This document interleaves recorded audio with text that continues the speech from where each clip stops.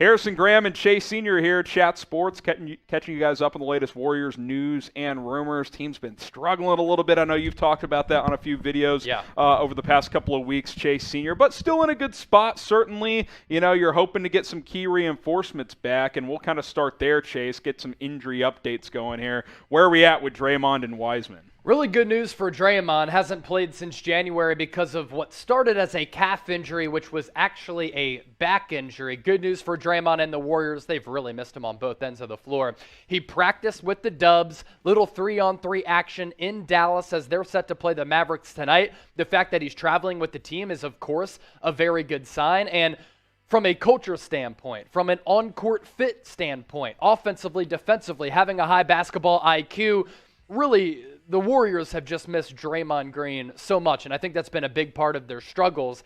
As for James Wiseman, he, like Draymond Green, also practiced in Dallas as he continues to rehabilitate that knee injury. We'll get to what Steve Kerr had to say about Wiseman, and there might be some concerns if he comes back at all this year. I want to get your thoughts on that, Harrison. Klay Thompson will play against the Mavs. He's been sick. And then Moody was out because of a shot that he took to the eye from Karl Anthony Towns. So Moses Moody going to be questionable for the game against the Mavericks. Let's hear from Steve Kerr, then we'll talk a little bit more about these injuries, especially around James Wiseman. Here's what he had to say about his second-year center. His conditioning is really coming around, so I think from a health standpoint, it's going smoothly, and that's the biggest thing. What I always keep circling back to is this guy needs reps. He needs 1,000 reps. He needs a summer league. He needs a training camp. So that let's temper the expectations, but be excited about his future because as he gets those reps, he's got the potential to be a tremendous player. That sounds like a guy to me, Chase, that guy being Steve Kerr.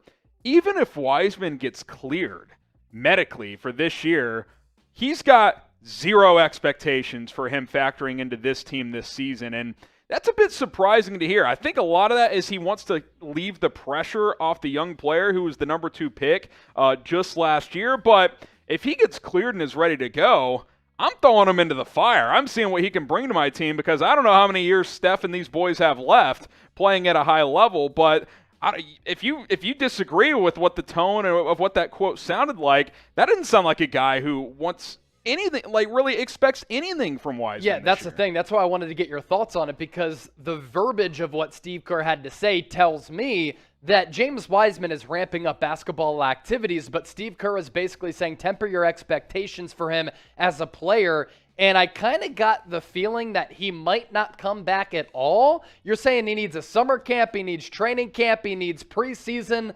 So what about this year, though? Because you need him in that front court. There's no doubt. And he was the number 2 pick last year. Yeah. This isn't a developmental 25th overall pick from this year. I mean, Kuminga's played all year. Wiseman can't play? I don't know. I'm going to keep my eye on this one, and curious to see what Dub Nation has to say. Will he play this year? Type P for play, type W for won't. I wonder if Kerr isn't telling us everything, and he's like, dude, he is not ready to play. From a basketball standpoint, not from a health standpoint, but from a basketball standpoint. I don't know. I think it's a little fishy. We will keep an eye on this one for sure. Something you guys should keep an eye on and go check out is Golden State Warriors Today. We're expanding. We are now on Rumble. Link is below to go check us out over there, rumble.com/WarriorsTV. You can find Warriors content over there. As we grow over there, go follow us. We might be able to bring you guys some exclusive content on that platform, so stay tuned for that uncensored platform with, sports, news, political commentary, whatever your flavor is, whatever your favorite personalities are out there in the world. Go check out Rumble. Lots of cool content creators on that app, Chase, and more videos from us here at Golden State Warriors Today. Yeah, no doubt. Like Draymond Green and Klay Thompson, they're not one-way players. We're not one-way homies here at Chat Sports. We do it all, and we push out content on multiple platforms. Rumble, yet another one of them. Let's get you guys up on the MVP race across the NBA, Chase. It's getting spicy, man. I'm really liking the level of play we're seeing from some of these guys. And by the way, we're going to focus on 5 players.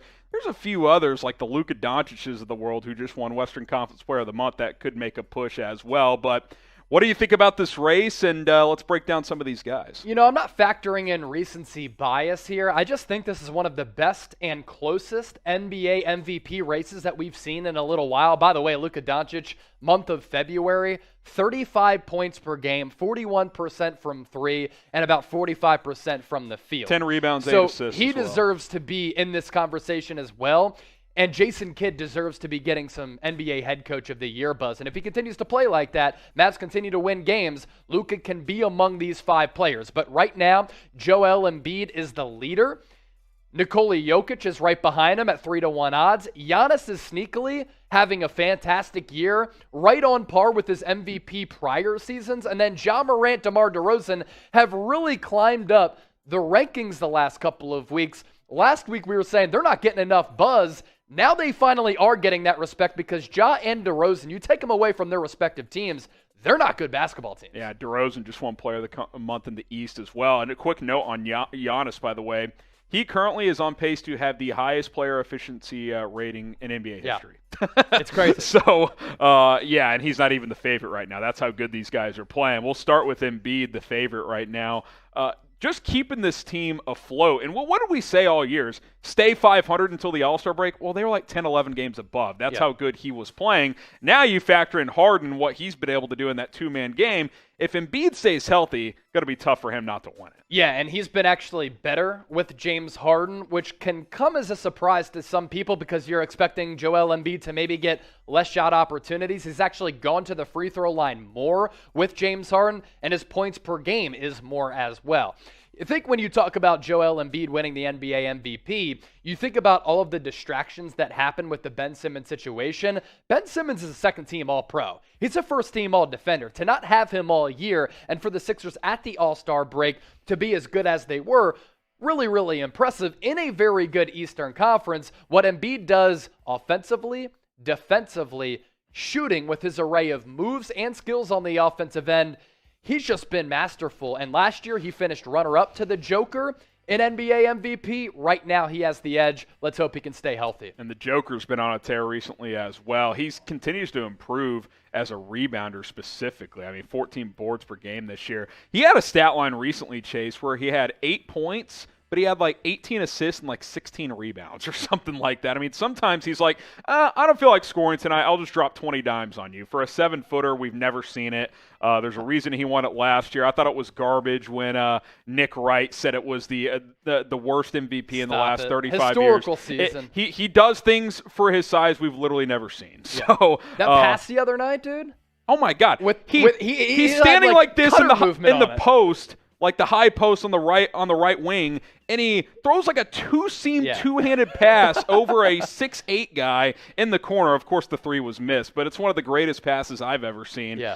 He's elite, and he's right there in the mix, as is Giannis. I just mentioned, Chase, the player efficiency rating, and, I mean, not surprising, right? When you're averaging 30, 11, and 6, your PER is going to be very high. And it's funny because I think people are overshadowing Giannis somehow because of the other masterful performances that we've seen in the NBA, maybe because he's coming off a season in which the Bucks won the NBA championship and the NBA Finals MVP for Giannis, and people have Giannis fatigue.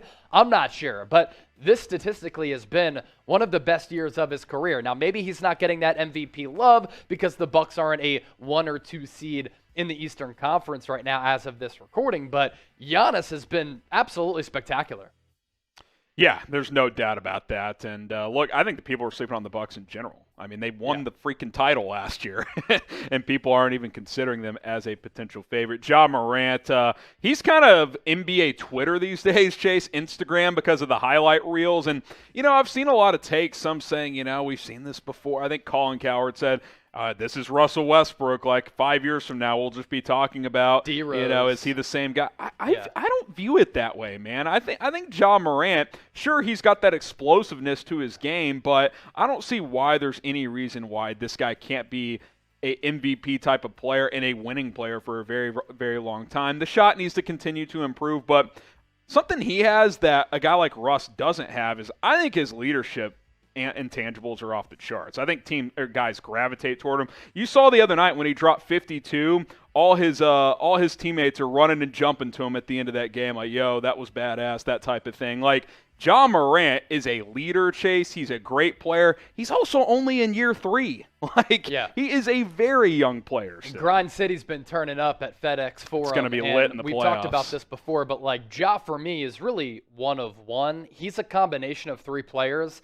Kyrie Irving and his finishing ability around the rim. He has a little bit of Derrick Rose in him from an athletic standpoint, and then the same can be said for Russell Westbrook, but I think he's a better shooter than the latter two. Such a bright potential. Does he play with reckless abandon to a certain degree? Yes. Do you worry about him being as springy later on in his career, and can he be as effective? We'll see, but right now, in my opinion, my eyes, he's the most exciting player in the NBA. Better decision maker than Russell Westbrook. Yes, no question. Doesn't play that maddening style of basketball. DeMar DeRozan, I mean, look, if you want to call it boring, if 28 points, 5 rebounds, 5 assists on 52%, mostly in the mid-range is boring, and give me boring, because what this guy has done for Chicago this year, Chase, this team wasn't a playoff team a year ago, and they might win the East in the regular season. And by the way, that's with Alex Caruso, Lonzo Ball missing significant time, Patrick Williams being out all year, and Zach LaVine's not 100%. And the Bulls have come out and said he's not going to be 100%. Like, he probably needs a procedure after the season. So DeMar DeRozan is carrying the load in Chicago, and they're probably going to win 55 games out of an 82-game season, and they're going to have a chance in the playoffs. So what he's done for that team, by the way, in his early 30s, I mean, many people thought his best seasons were behind him. I mean, how many articles, Bleacher Report, all these places, worst contract of the offseason? Well, yeah, $84 million, I think it was, during NBA free agency. That's a lot, but he has literally defied the odds. Nobody has had a career season this late in their career than DeMar DeRozan. Not only was it a good contract, he's outperformed it. Yeah, That's how good he's been. So it's a fun race. It's exciting. I'm fascinated to see how it all plays out, as I'm sure all of you are as well. Who is the MVP this year? At least right now. This can certainly change as it's that close. Let us know. Chase and I will be reading your comments on this video.